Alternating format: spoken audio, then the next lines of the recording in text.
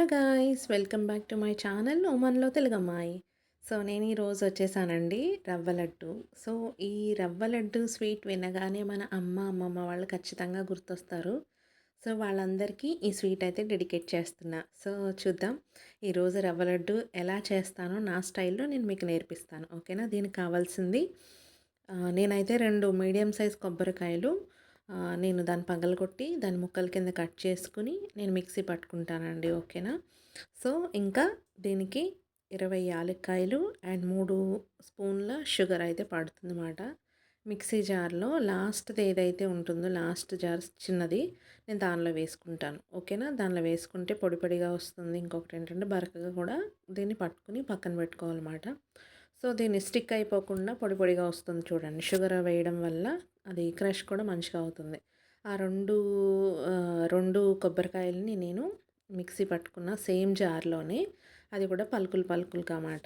ఓకేనా? మొత్తం పేస్ట్ కింద చేయకూడదు దీన్ని ప్యాన్ పెట్టి ఆ ప్యాన్లో ఈ కొబ్బరి మొత్తం వేసి ఈ తేమ పోయే వరకు కూడా, ఈ తేమ మొత్తం పోయి డ్రై అయ్యే వరకు కూడా మనం మంచి కలర్ వచ్చే వరకు ఫ్రై చేసుకోవాలన్నమాట. ఎందుకు అంటే ఈ తేమ ఇందులో పోతేనే మనకి రవ్వ లడ్డు అనేది కొంచెం నిలవ ఉంటుందన్నమాట. ఓకేనా?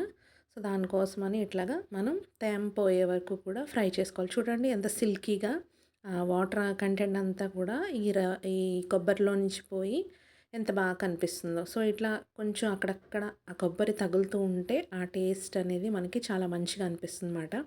అండ్ ఇది అయిపోయాక సేమ్ ప్యాన్లో నేను కొంచెం నెయ్యి వేసుకుని జీడిపప్పులు కిస్మిస్లు కూడా నేను యాడ్ చేసుకుని ఫ్రై చేసుకున్నాను అనమాట దోరగా ఇట్లాగా. ఓకేనా? మంచి కలర్ వచ్చే వరకు నేను కొబ్బరి ఫ్రై చేసినాక సేమ్ అదే గిన్నెలో నేను జీడిపప్పు కిస్మిస్ కూడా వేసేసుకున్నాను ఒక పక్కన పెట్టేసుకోవడానికి. ఓకేనా? తర్వాత నేను దీనికి 1 కేజీన్నర అంటే 1.5 కేజీ 1.5 కేజీ రవ్వను తీసుకుని కొంచెం కొంచెంగా మొత్తం ఒకేసారి కాకుండా ఒక హాఫ్ కిలో అట్లాగా ఆ ప్యాన్లో వేసుకుని కొంచెం నెయ్యి వేసుకుంటూ ఫ్రై చేసుకుంటున్నాను అనమాట. ఓకేనా? నెయ్యి వేస్తే కూడా రవ్వకి చాలా మంచి టేస్ట్ అనేది వస్తుంది.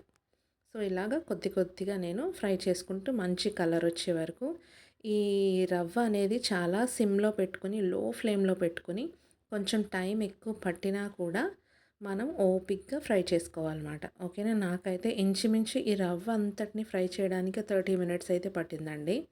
ఎందుకంటే అంత ఓపిక్గా చేయాలి. 30 మినిట్స్ అయితే పట్టింది నాకు. సో ఈ రవ్వని హై ఫ్లేమ్లో పెట్టేసి చేసేసుకుందాం అనుకుంటట్లేదు, ఎందుకంటే మాడిపోతుంది అన్నమాట. సో ఈ రవ్వ లోపలికంటూ వేగాలి కాబట్టి మనం చాలా ఓపిక్గా చేసుకోవాలన్నమాట.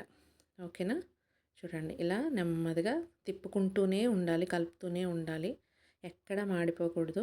మొత్తం ఈక్వల్గా వేయించాలి. వేయించిన తర్వాత నేను పక్కకు తీసి పెట్టేసుకున్నాను. చూడండి ఎంత బాగా వేగిందో, కలర్ కూడా ఎంత బాగా మారిందో చూడండి. ఓకేనా? అండ్ తర్వాత దీనికి 1 లీటర్ పాలు, మంచి ఫ్రెష్ చిక్కటి పాలు అయితే మనం వేడి చేసుకోవాలన్నమాట.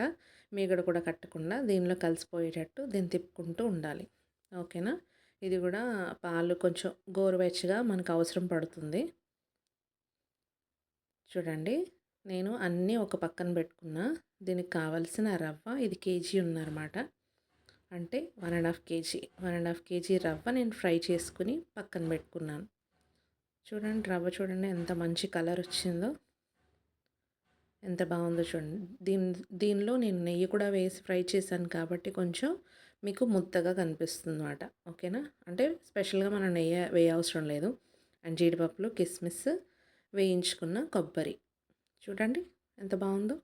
ఈ కలర్ వచ్చే వరకు మనం ఫ్రై చేసుకోవాలి. అసలు ఒక్కసారి మీరు చేస్తే మళ్ళీ కావాలి అని తప్పకుండా మీరు పెట్టిన వాళ్ళు అంటారు. అండ్ పాలు కూడా గోరువెచ్చగా మనం వేడి చేసిన తర్వాత కొంచెం పక్కన పెట్టుకుని గోరువెచ్చగా ఉంచుకోవాలి. ఆ గోరువెచ్చగా ఎందుకు అనేది కూడా నేను చెప్తాను మీకు. ఓకేనా? ఇప్పుడు ఇలాచీ కూడా నేను ఫ్రై చేసి పెట్టుకున్నాను కదా, ఇలాచీ కూడా. సో ఈ రవ్వలో ఇప్పుడు మనం ఏమేమి కలుపుతామో నేను చూపిస్తాను. జీడిపప్పు, కిస్మిస్, వేయించుకున్న కొబ్బరి అవన్నీ వేసేసుకోవాలన్నమాట. ఓకేనా? మొత్తం ఎంత అయితే మనం ఫ్రై చేసుకున్నామో అవన్నీ కూడా ఒక పెద్ద గిన్నె తీసుకుని దానిలో మొత్తం ఇవన్నీ కూడా వేసుకోవాలి.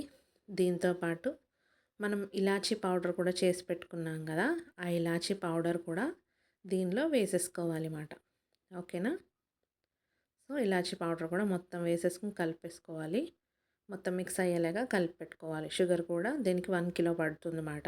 1 ½ కేజీకి 1 కిలో షుగర్ పట్టి కొంచెం కొంచెం పాలు వేసుకుంటూ మనం దీన్ని ఉండలు చుట్టుకోవాలన్నమాట ఇట్లా. సో, నేనైతే ఒకే హ్యాండ్‌తో చేసేసాను.